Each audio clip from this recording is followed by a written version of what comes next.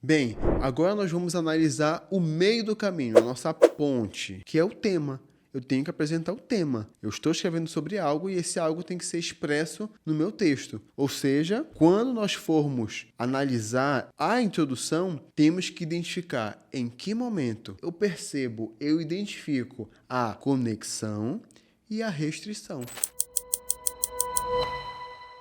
Por que esses dois atributos são tão importantes? Porque a conexão faz a ponte entre contexto, tema e tese. E aí tem uma colinha ali, entre um período e outro, vamos colocar dessa forma. E também existe a restrição. Eu preciso dizer para o meu corretor sobre o que eu estou falando. Não é porque você está numa prova que o corretor já pressupõe que você vai falar sobre aquele tema. Não. Ele vai avaliar o seu texto. O que está escrito é o que vai valer. Se você esqueceu de mencionar o tema, já era. Não tem volta. Então, por isso que você precisa prestar atenção para deixar claro esses dois atributos. Então, vamos lá. Restrição é eu saber até onde o tema permite eu discutir, eu debater. Eu tenho que ter esse parâmetro.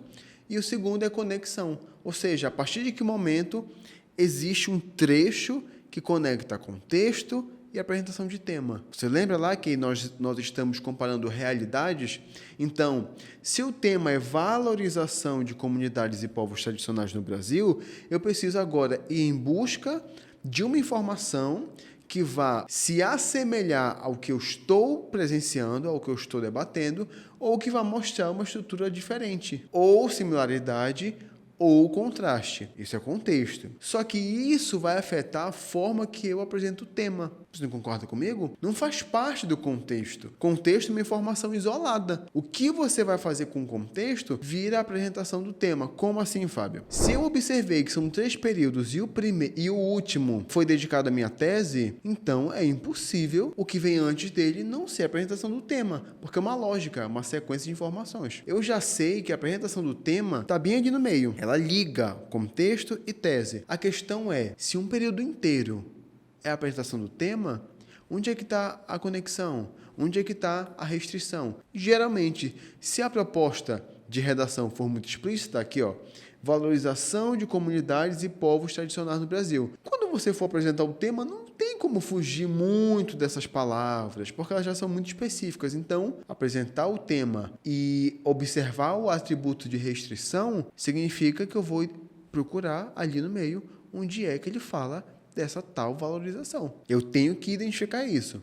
E a gente vai já dar uma olhadinha. E segundo, eu tenho que observar a conexão. Como é que ele conecta contexto com tema. Contexto é uma informação isolada. Você pode dar qualquer norte para ela. Tudo vai depender da informação seguinte. Só que como eu já tenho a minha informação, eu já tenho meu tema e eu já tenho um contexto, eu só tenho que identificar qual foi o conjunto de conectivos, o conjunto de palavras que foram usadas para poder fazer essa conexão. E aí sim, nós vamos aqui para a identificação dessa estrutura. Observe aqui, tal quadro de valorização, quando comparado à realidade, não foi perpetuado.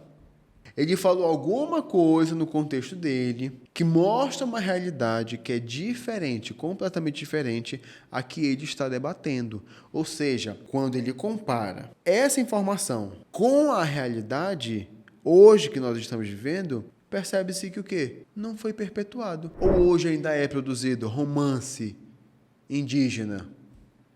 Qual foi o próximo Guarani que saiu? Então, não tem mais esse apelo, na mídia literária e assim por diante. É isso que ele está falando. Aquela valorização não é mais percebida hoje.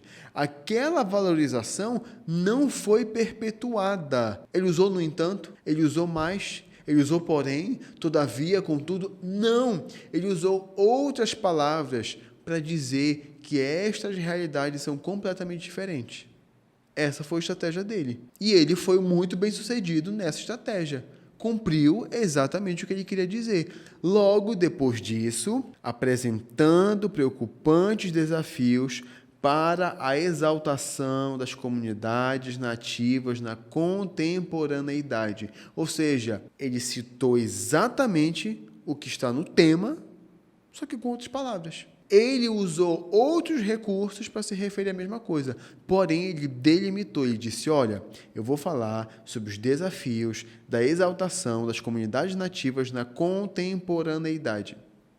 É a mesma coisa. Tenha cuidado com o molde que você utiliza para você poder escrever o seu texto. Se o meu último período é tese, o segundo período é apresentação do tema, o primeiro é o quê? Contexto. Não tem para onde fugir. Dentro do contexto, vamos lembrar de novo que nós já falamos. Não vamos começar criando contextos absurdos, viajando na maionese. Não é assim que a gente vai começar. Para você começar a ter resultado, comece do simples, comece do básico, vá testando. Olhou o tema. Eu tenho que encontrar, primeiramente, informações que se encaixem em uma dessas duas caixinhas. Ou eu vou achar uma realidade, uma informação, um dado, uma estatística, um fato histórico que entre em contraste com o que eu estou debatendo, ou eu vou falar de algo que se assemelhe com o que eu estou debatendo, que mostre que a realidade que eu vivo hoje já existia no passado. Isso é tão maluco, que eu já falei que a mesma informação eu posso utilizar tanto de forma similar quanto de forma contrastada. Por quê? Tudo vai depender de como eu apresento as informações. Eu já mencionei. Se eu quisesse citar o romantismo e dizer que apesar de haver uma valorização literária na prática, esses povos continuavam sem direitos, calma. Não é parecido com o que está hoje? É parecido. Evoluiu, avançou um pouquinho, mas o processo de não ter voz, de não dar voz a esses povos, perpetua. Então, enquanto ele no texto disse que não foi perpetuado a valorização, eu poderia ter usado o mesmo texto para dizer que aquela valorização velada, que aquela valorização fake, claro que você não vai usar esse termo, mas se você observar como era no passado, não é muito diferente de hoje. Fábio, então ele não foi tão profundo na análise dele? Não é isso. É que contexto é uma informação isolada e eu posso me aprofundar nela, eu posso criar desdobramentos, mas no fim das contas, o que importa é como essa informação vai se encaixar no meu texto. Quando vamos olhar agora o texto desse aluno, a gente descobre que ele optou pela técnica do contraste. Cara, uma redação nota máxima. Uma redação nota máxima de uma prova que é muito difícil, que é o Enem, utilizou uma estrutura tão simples. Tão simples. Redação não é tecnicismo. Redação não é quem fala mais difícil. Redação não é quem tem mais conhecimento. Redação é quem faz o que pede. A verdade é essa. Só se dá bem quem faz aquilo que o tema e a proposta pedem. E nada mais. Quer tese? Toma a tua tese. Argumento? Está aqui. Proposta? Está aqui. Na minha introdução, tu quer contexto, tema e tese? Está aqui. Pronto. É isso. E aí causa uma confusão na cabeça do corretor, porque você atingiu todos os requisitos de uma forma simples e objetiva. Não tem como não lhe dar outra nota senão a nota máxima.